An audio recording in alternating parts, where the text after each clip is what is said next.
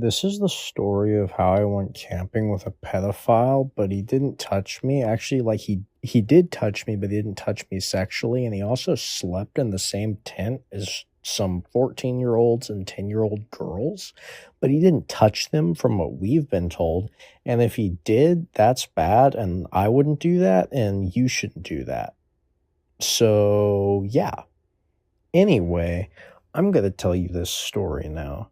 And right now it's 7 a.m. and I haven't slept in over 24 hours. So excuse me if I stumble or get some words wrong because I'm a bit fucking loopy and retarded right now. So I'm just going to start talking and not stopping. So everyone I knew was like, let's go camping. And there was a pedophile that we didn't know was a pedophile. To us, he was a guy with beard. And guy with beard, who was a relative of one of our friends, was like, I will be the leader for your camping. And so he brought some stuff. We all brought some stuff. We go camping. We're chopping wood. We're having a good time.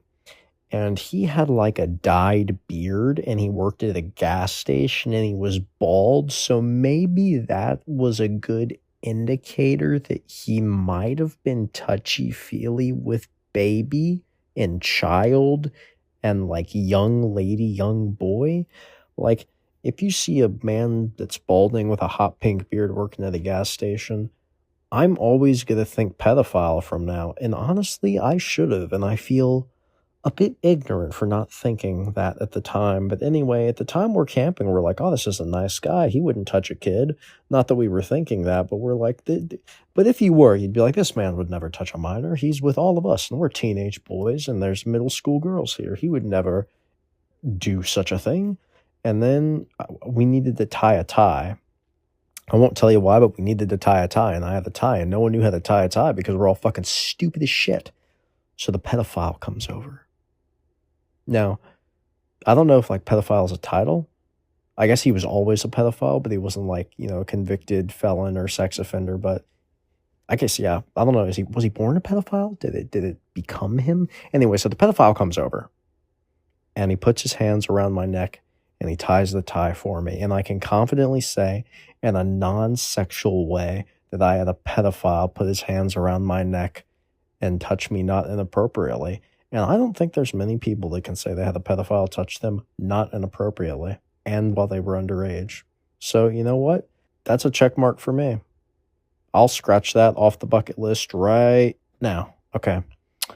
Anyway, the rest of the camping trip goes smoothly and he was a nice guy and we all part our separate ways. And that's pretty much all that the camping with the pedophile was, because we didn't know. But looking back on it, it's weird that he was with the little girls. And I don't think he did anything with the little girls, because they probably would have said something by now. But you know what? Who knows? Sometimes you don't know. But anyway, that was mainly what he did. And then he gets arrested like last year for sexting minors on Rumble and Kick. And you shouldn't do that. Don't do that because that's bad, and I wouldn't do it, so you shouldn't do it. Nega Frank here to say being a pedophile is bad. Don't do it. Don't do it. So don't do it. And it gets caught, and my friend was like in the same house as him at the time, so they took my friend's phone and all the electronics, and the police found naked photos of me on my friend's phone, and were like, hey, you're not in trouble, but like, just be careful because this is kind of weird. And what can I say? I like to get naked and my friends like to take videos of it. I'm a man of fucking many talents. And then, yeah, so he got arrested. The pedophile did, not my friend. And you saw his mugshot and his hot pink beard. And now he's fucking locked up for like a few years. I thought it was 25, but I think he actually gets out in like 2029 or 2030. He got a real short sentence, but he's probably getting his asshole plowed by a big black dick and raped to shreds right now. Because if they find out you're trying to sex a minor, even though he accidentally, even though he actually didn't get any minors, he still tried to, which means it's bad. But maybe he can be saved because he didn't actually do the act. So there is still hope deep down that he can be good. Positive outlook, everyone. The pedophile can be a hero. And speaking of that, I just wanted to state this idea I had. I said it out loud, and it sounded smart in my head. Saying it out loud sounds bad, but I'm going to say it anyway. The Slender Man stabbers were like young girls, and they were evil. And everyone hates them still, even though they're released and grown up. They're like, kill these people. Do you think that if we gave them to someone like Epstein, it would benefit our society? Like, I don't know how far. I don't know if I should speak on that, actually, because that sounds fucking insane. Yeah, no. I might cut, nope, I'm not cutting it.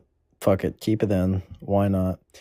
Anyway, wow, it sounds worse saying it the second time. It sounded so smart in my head. I'm like, everyone hates the Slender Man stabbers, everyone hates Epstein. So if Epstein didn't do anything with any innocent kids, and then instead we gave him the Slender Man stabbers, then we could have like a society that's good. Yeah.